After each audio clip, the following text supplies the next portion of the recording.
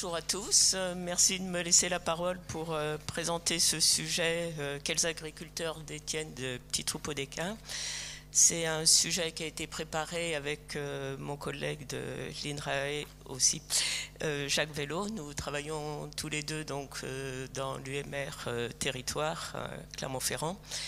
Et nous avons pu développer ce sujet avec un soutien de l'IFCE et ça rentre dans un projet plus large sur l'impact de la filière équine dans les territoires qu'on développe en partenariat étroit avec des ingénieurs de l'IFCE et de la Fédération des conseils des chevaux. Pour ce sujet-là, juste une partie dans un premier temps de contexte et d'objectifs. Vous le savez tous, la filière équine, et puis Pascal nous l'a bien reprécisé tout de suite, repose sur des structures professionnelles, mais aussi des petits détenteurs qui sont hors structure. Et en particulier, la partie des petits détenteurs nous pose souvent question pour avoir une estimation du poids socio-économique de la filière dans son ensemble. C'est toujours difficile de travailler sur les petits détenteurs, même s'il y a des travaux aussi développés par Céline Vial sur ces aspects-là. Mais on a toujours du mal, que ce soit au niveau français, européen ou autre, d'avoir des références qui soient interprétables, surtout pour apprécier leur incidence économique. Donc la question se pose éternellement, qui sont-ils, comment détiennent-ils leurs équidés? Donc dans cette étude, on avait pris le principe de partir d'une base de données nationale qui pouvait disposer de données sur le cheptel équin et puis qui ensuite apportait donc des références sur les types de structures où ils se situaient et le type de détenteur, avec suffisamment de données pour pouvoir mettre en évidence une diversité de ces détenteurs. Donc on est parti, principe de base, on est parti donc d'une base de données qui est le recensement agricole 2010. Donc vous allez me dire, c'est un petit peu ancien, mais c'est ce qu'on avait de disponible à l'époque, puisque le recensement 2020 est à peine disponible ces temps-ci.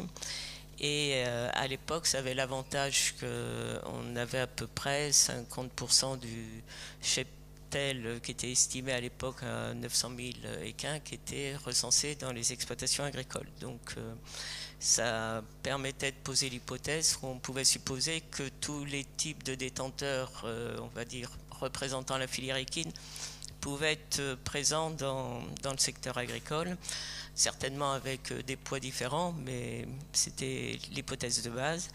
Et l'avantage du recensement agricole, c'est qu'on a à la fois des données sur les cheptels équins, mais aussi sur les structures où ils sont présents, et aussi des éléments sur les profils des détenteurs. On a fait une première étude il y a quelques années qui, à partir d'une analyse multivariée sur l'ensemble des 54 000 exploitations françaises qui étaient recensées avec des équins, cette analyse avait été faite surtout sur les cheptels équins, complètement indépendamment des données de structure des exploitations. Et on avait pu mettre en évidence que 13 000 exploitations sur les 54 000 avaient de gros cheptels et avec des critères assez significatifs et spécifiques en fonction des animaux qui étaient détenus. Il y avait dans un premier temps le type de race qui permettait de diversifier les exploitations. Dans le recensement agricole de 2010, on n'avait pas tellement d'éléments sur les types de races. On distingue les chevaux de trait, les ânes, mulets, bardeaux, et puis tous les chevaux de selle et les chevaux de course et les poneys sont regroupés sous la terminologie des chevaux de sang. Mais enfin, ça donnait déjà quand même une première estimation des types de races. On a vu aussi qu'on pouvait distinguer des exploitations en fonction de la taille moyenne des cheptels. Et dans les groupes, sur ces gros cheptels, on avait des exploitations avec des exploitations plutôt moyennes au niveau cheptel et puis des très grosses exploitations avec plus de 100 chevaux. Et ça nous permet, et puis la présence de poulinières qui était spécifiée pour les races de trait et de sel permettait aussi de déterminer des exploitations plutôt orientées élevage ou plutôt orientées, on va dire, écurie, d'entraînement ou centre équestre. Par contre, dans cette analyse multivariée, il nous restait un gros groupe d'exploitations qui regroupait 41 000 exploitations et qu'on n'arrivait pas à distinguer par leur cheptel et qui avaient a priori 3 chevaux en moyenne. Donc on a travaillé sur ces groupes d'exploitation qui a priori détenaient des petits cheptels pour essayer d'en savoir un peu plus. On a essayé de faire une première analyse en les répartissant comme pour les grosses exploitations, soit par le type de race, soit par la présence de poulinières. Et puis comme ça nous faisait encore des gros effectifs, on a essayé de voir l'effet de la taille du cheptel, donc soit inférieur à 5 têtes, c'est-à-dire ça peut prendre en compte des poulinières, des poulains et des chevaux adultes, et soit supérieur à 5. Quand on a fait cette répartition par type de race, il nous est resté un lot d'exploitation, on va dire, mixte, c'est-à-dire qu'il n'y avait pas un type de race dominant. On n'arrivait pas à le mettre en évidence, donc on a fait, en fait, on a rajouté un groupe d'exploitation dite mixte, c'est-à-dire avec des chevaux de sang, des chevaux de trait et des ânes.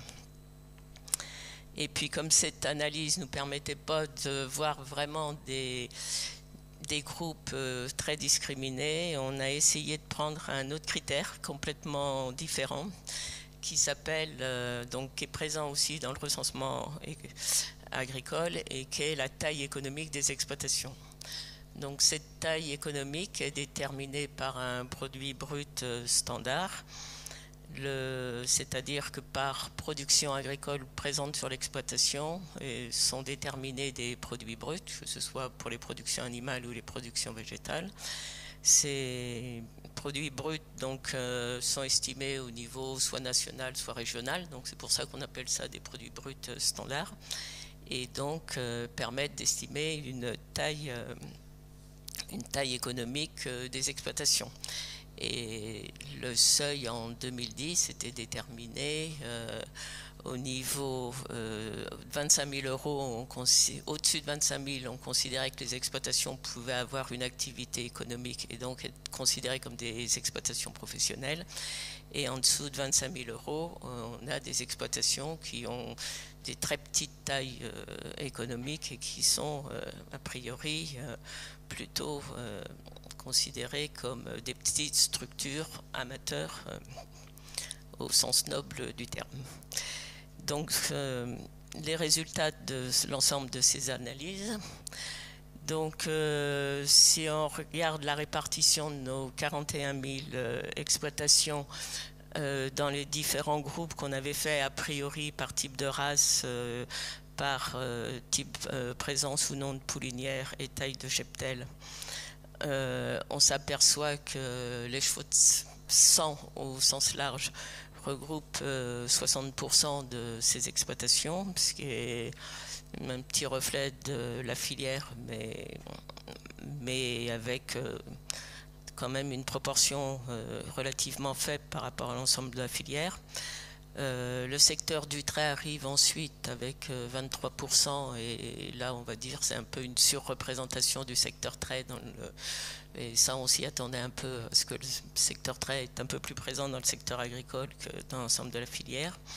Et puis les exploitations avec des ânes, mulets et bardeaux et puis les mixtes représentent chacun 10% des exploitations agricoles avec des petits cheptels d'équins.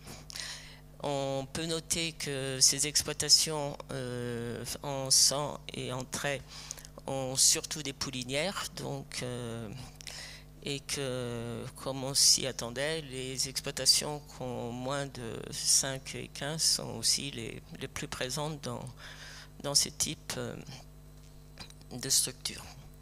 Si on veut regarder maintenant leur effet au niveau, enfin les cheptels déterminés, détenus par ces exploitations. Donc je rappelle que 41 000 exploitations en 2010, ça faisait 75% des exploitations recensées avec équin.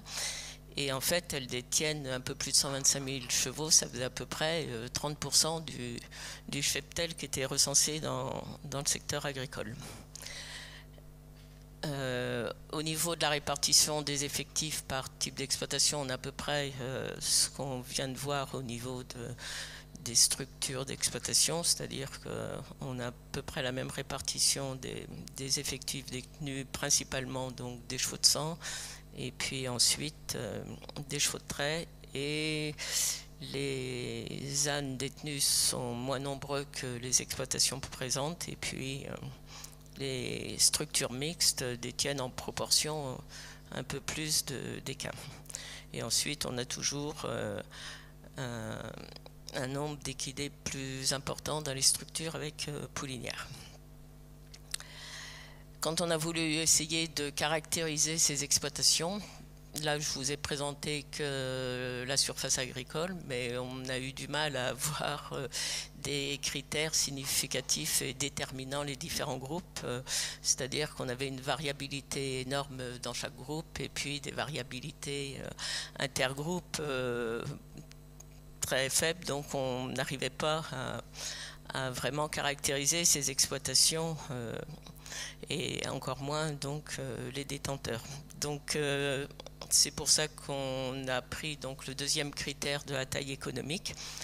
Et là, on s'est aperçu que nos 41 000 exploitations se répartissaient presque pour moitié entre celles qui avaient plus de 25 000 kilo-euros, donc 25 000 euros, oui, 25 000 euros de produits bruts, et celles qui avaient moins de 25 000 euros de produits bruts. Et cette répartition est à peu près identique, quels que soient les types de races. Donc je ne vais pas présenter plus loin, mais enfin, pour vous dire qu'en gros, on a vraiment deux groupes très discriminés par leur dimension économique. Et ça se traduit derrière aussi par des surfaces agricoles très différentes. Le groupe qui a un poids économique faible, il a des petites dimensions et donc de l'ordre de 12 hectares. Et il y a à peu près une unité de main-d'œuvre déclarée sur l'exploitation, sachant que c'est du déclaratif, donc ça fait la moitié d'un équivalent temps plein, on va dire ça comme ça. Et puis les exploitations professionnelles ont des tailles moyennes plutôt relativement importantes et qui étaient au-dessus de la moyenne nationale des exploitations agricoles à cette époque-là, et emploient à peu près 2 personnes. Pardon, je vais essayer d'aller plus vite, mais j'arrive à la fin. Quand on regarde les caractéristiques des productions agricoles, si on reprend la répartition des surfaces agricoles, on a surtout dans les petites exploitations, surtout des surfaces en herbe, avec une part importante des chevaux dans les UGB total, donc dans l'ensemble du cheptel de l'exploitation. Alors que quand on regarde les plus grosses structures, on a une part de l'herbe qui est moins importante, donc ça veut dire que derrière il y a d'autres cultures et d'autres productions agricoles, et aussi la part des chevaux qui est beaucoup plus faible, et ça veut dire qu'il y a d'autres cheptels, la plupart du temps ce sont des bovins, et puis et donc d'autres activités agricoles sur l'exploitation. Quand on regarde toujours ces deux groupes, mais là au niveau du chef d'exploitation, on a aussi 2 types d'exploitants. Dans les petites exploitations, c'est des exploitants plutôt un peu plus âgés, on va dire 54 ans, et puis avec une part de retraités qui est très significative, de l'ordre de 10%. Alors que dans les exploitations qui ont de plus grandes dimensions économiques, on a des exploitants qui ont un âge moyen de 47 ans, qui est plutôt aussi en dessous de la moyenne nationale de l'époque, très peu de retraités. Et quand on regarde donc la part des pluriactifs, on voit pareil de grosses différences entre les deux groupes, et tout ça c'est indépendant des types de races. Par contre, et quand on voit la part des femmes chefs d'exploitation, donc on voit il y a une participation des femmes très importante dans les petites exploitations, vu qu'on est à 30%, et on est à moins de 20% dans les grosses structures, avec une petite différence quand même sur les chevaux de trait mentionnés en bleu, où on voit que les femmes sont moins présentes dans les élevages avec ce type de race. J'ai encore une minute. Je localise rapidement ces deux types d'exploitation. Donc les petites exploitations de moins de 25 000, elles sont donc situées, pour ceux qui connaissent à peu près la répartition de la filière au niveau national, donc une grosse partie des exploitations dans l'ouest de la France, avec une densité très forte dans le département de la Manche, qui explose par rapport aux autres départements, puisqu'on est à peu près à 1500 exploitations dans la Manche, alors qu'on est à plusieurs centaines dans les autres départements de la Normandie et de l'Ouest. On s'aperçoit aussi qu'il y a un gradient de concentration qui va de Pyrénées-Atlantiques à l'est de la France, avec des densités un peu plus importantes sur les zones de moyenne montagne. Quand on regarde les exploitations de plus de 25 000 euros, donc les exploitations professionnelles avec des petits effectifs, on arrive à peu près les mêmes zones de densité importante. La Manche est en proportion moins présente, et par contre il y a le Cantal et les départements des Pyrénées-Atlantiques qui sortent, avec notamment la présence d'exploitations avec des chevaux de trait qui sont souvent dans des exploitations professionnelles d'élevage de bovins, mais avec des petits effectifs de chevaux de trait. Pour conclure, en 2 mots, donc ce qu'il faut retenir de ces résultats, c'est qu'on a vraiment, si on regarde la taille économique, on a vraiment 2 types d'exploitants.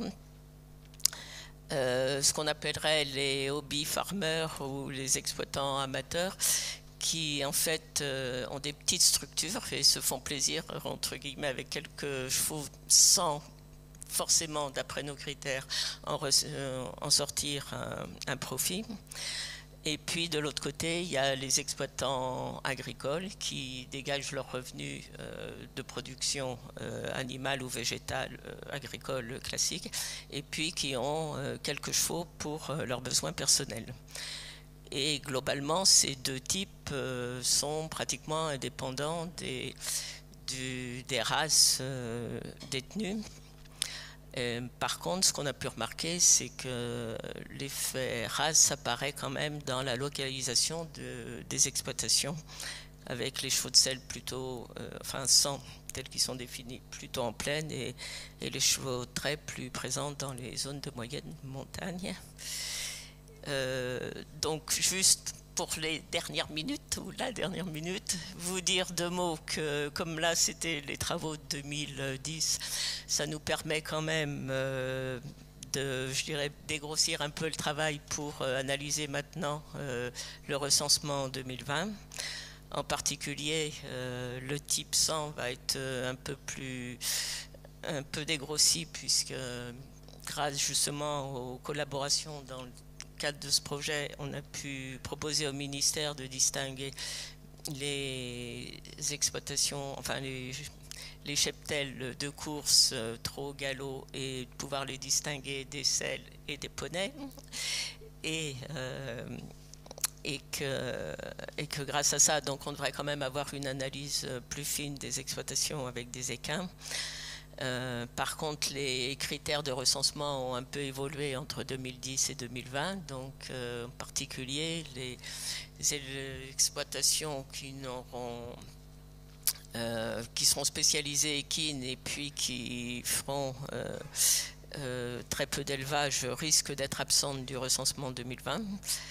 Mais je pense quand même qu'à partir de ces éléments et puis de l'évolution sur 2000, 2010 et 2020, on devrait avoir des éléments pour essayer de voir les caractéristiques des exploitations agricoles et leur évolution au cours du temps, et puis surtout d'essayer de déterminer donc des critères par rapport à la filière dans les différents départements et les différents territoires, permettant d'apporter des éléments pour d'autres recherches sur la place de la filière au niveau territorial. Je vous remercie de votre attention. Merci beaucoup pour cette présentation.